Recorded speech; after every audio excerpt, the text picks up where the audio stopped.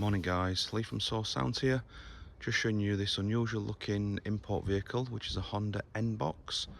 This is a 2012, obviously it came from Japan, obviously with the Japanese radio system in there, so not very user friendly for the customer. So if I just go into the vehicle, I'll just show you what we've done with it. So as you can see there, we've got a nice looking Kenwood unit. This is a double-in unit, it's a DMX8021DABS. So if I just turn the unit on, see there we've put a nice little Honda logo on there, just to make it a little bit more factory looking. It takes a few seconds to boot up, but this unit,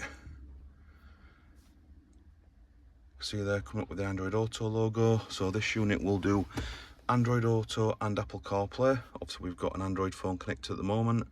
This will do wired, so just in his glove box we've got the wired connection for the phone, but also in there you can see an HDMI cable.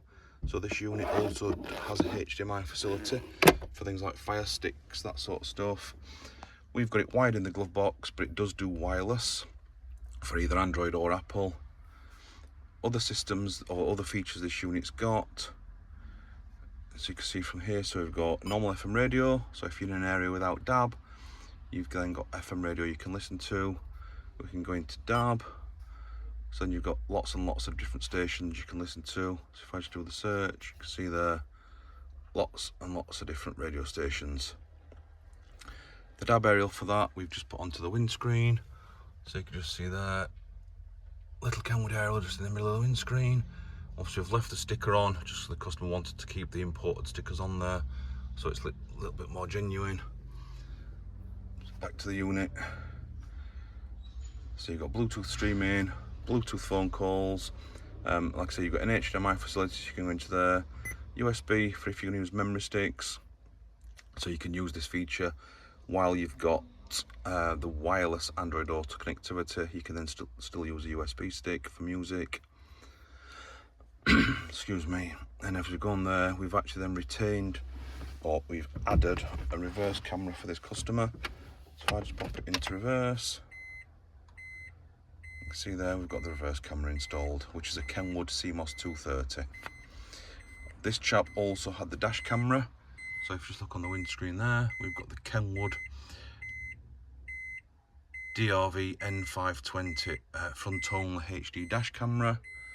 And on the screen, if we go into the dash camera setting, you can then see what the dash camera is looking at, and then you can control it all from the stereo. So you can go into your files list, so you've got all your recordings, you've then got your settings, so you can go through there and adjust stuff if you want to change things.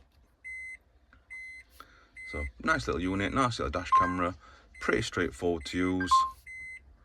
What are the settings? Change all your files, watch your files, and then get rid of it. Obviously on this vehicle we've also retained the steering controls, so this car does have sort of basic volume and track. So if I just start doing them, so you can see on the unit there the volume is turning up and down, changing the radio station,